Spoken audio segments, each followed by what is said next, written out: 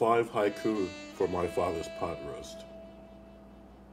When choosing the meat, Father carefully inspects each scarlet treasure. On the cutting board, potatoes, carrots, onions, beautiful friendship. Speckled porcelain bubbling beneath the lid, sweet fragrant music. Now the meat is served while our eager forks await an introduction. Father's folded hands, the only sounds in the room, quiet words of thanks.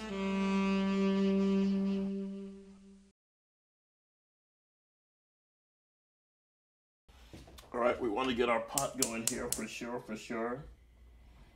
Okay, now that's thinking it over. Now we come over here and we're looking at what we need to make red pepper chicken hash. You need your chicken, of course. This is poached cube chicken. Say a little more about poaching later, maybe. We've got chopped onion, chopped red pepper, and fresh, always fresh, garlic. Put this guy down. And over here, we have some Yukon Gold potatoes that I've already parboiled. I've already cooked them a bit. You don't want to put your raw potatoes in the pot with everything like the peppers and onions, because by the time the raw potatoes were cooked, the peppers and onions would be, well, not pretty. They would be vulcanized, little charcoal bits, not the look we're going for. All right, we also have some olive oil. You could use canola oil or peanut oil if you wanted. I like olive oil. We've got some smoked paprika and thyme, dried thyme. I love smoked paprika. It's got a very earthy flavor. And if you can't find it in your local fancy food store, you can get it online. And salt, pepper, and a little red pepper flake if you want to jazz it up at the end. All right, so first, we want to get the heat going under the pan. That's looking like it's getting pretty good. Put a couple of tablespoons of olive oil in the pan. That looks good. Let that warm up for a little bit.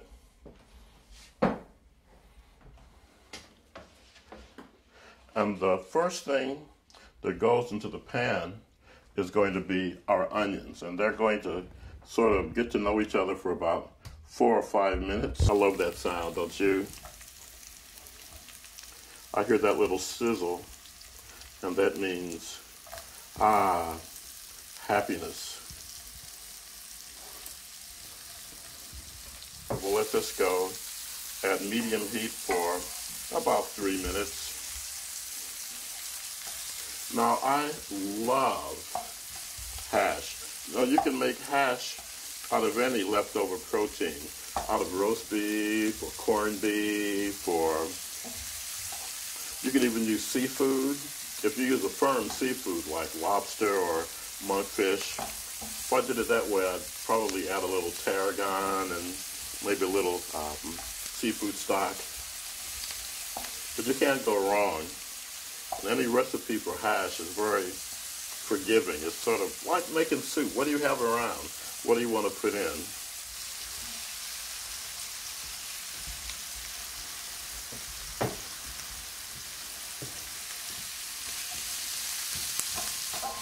It's great with leftover chicken, but you can poach or cook your chicken for this dish. That's what I did. I poached it in this pan with a little water. You just put enough water in to cover the chicken, bring it up to a boil, and when it comes to a boil, you turn it down to a simmer, and you let it simmer for a couple of minutes, and then you just let the chicken sit in that liquid for 20 minutes.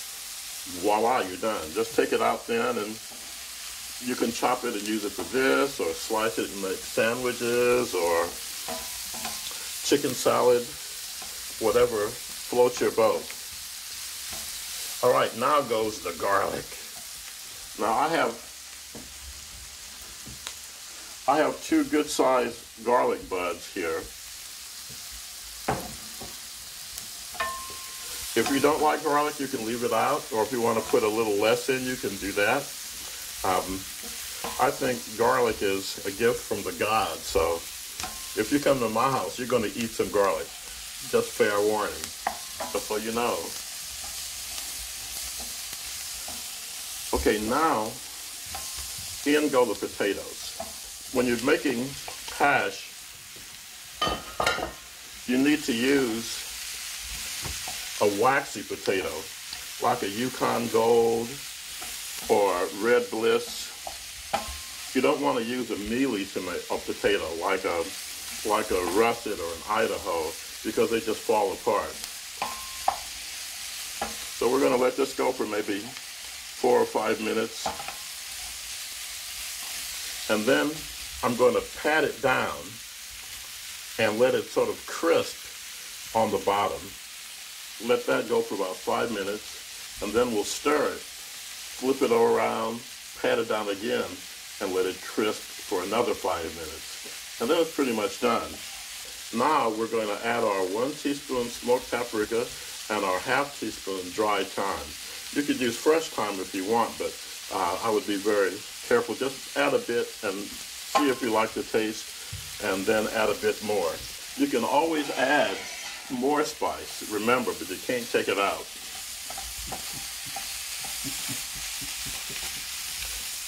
All right, and anything that falls on the stove, the cook is to eat. That's very important. All right, now we're going to get our chicken. This is about 2 cups of chicken,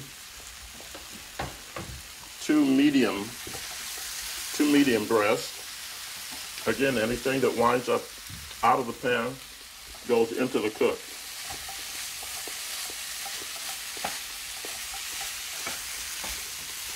Tell me a story. Now, when I was a kid and I was allowed to cook my earliest meal, I was like maybe 7, and my favorite thing to cook on a Saturday or Sunday morning, I'd take a couple of slices of Spam, grill them in a pan, a couple of scrambled eggs with Velveeta, of course, a couple of slices of Wonder Bread, and a big glass of Tang. And of course, I'd always make the Tang myself because, well, even when I was 4 or 5 years old, a man can't let his mother make his Tang. That was very important. So now what we're going to do is just pat this down and let it crisp a bit on the underside. I'll leave this for like 5 minutes. My father did most of the cooking in our house. That's where I learned to cook, really. I mean, my mother cooked because, you know, you're a mom, you have to cook. But my dad really loved it. And so I remember standing on a stool to stir pots when I was 4 or 5 years old. I think cooking is like any other language. You know it best when you learn it when you're young. And so if you learn it when you're young, then you're comfortable in the kitchen. And you don't even really need a recipe sometimes. Or I'll use a recipe for ideas and for a list of ingredients. And so, oh yeah, maybe I'll add less of this or more of that. Or maybe I'll fry it instead of poaching it, or the other way around. And so if you're comfortable with the language, you can express yourself in different ways. So, you know, if you've got kids around, I think it's really important to sit with them and cook. Just get them in the kitchen. My father would always say when we went into the kitchen, all right, what's the first thing you do before you start to cook?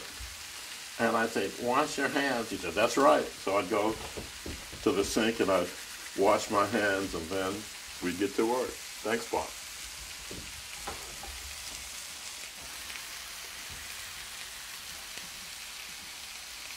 All right, we have reached a critical stage in the process. We're going to stir this because it's had a little while to crisp on the bottom. Ooh, yeah. And now we're going to pat it down again so it can crisp a little more. Then we'll salt it, add some pepper, and some reduced chicken stock. All right, we have reached the moment of truth. Now I'm going to add our reduced chicken stock.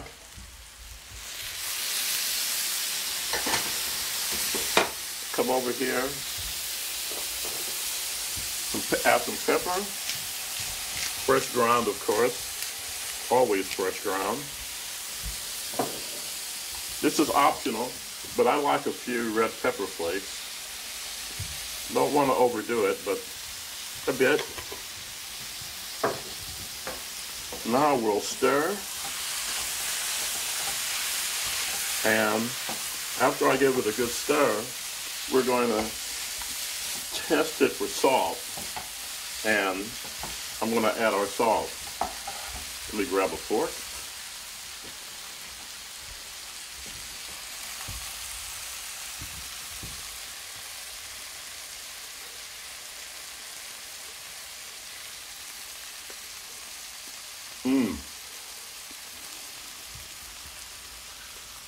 Wish you were here.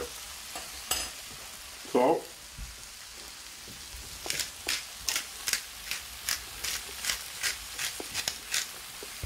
You'll find that dishes with potato often need a fair amount of salt.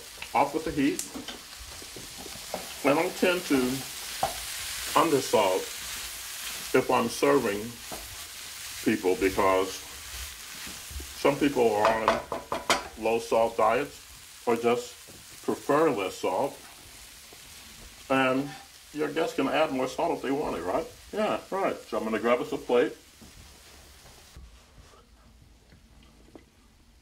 Man, I wish we had Taste-O-Vision here so you could grab yourself a hunk of this.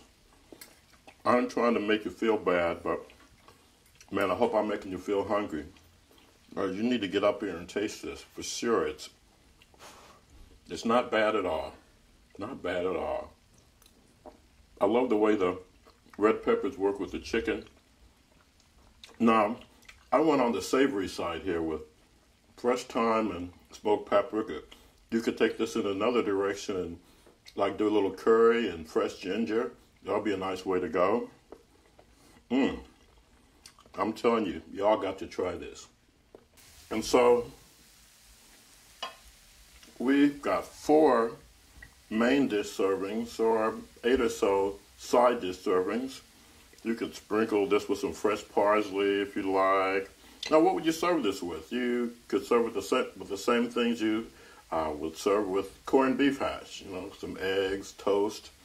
So I would have a couple of friends over on a cold winter morning, squeeze some fresh OJ, make up a big pot of coffee, turn on some Miles Davis or Mozart, turn off the phone, and banish the cares and woes of the day.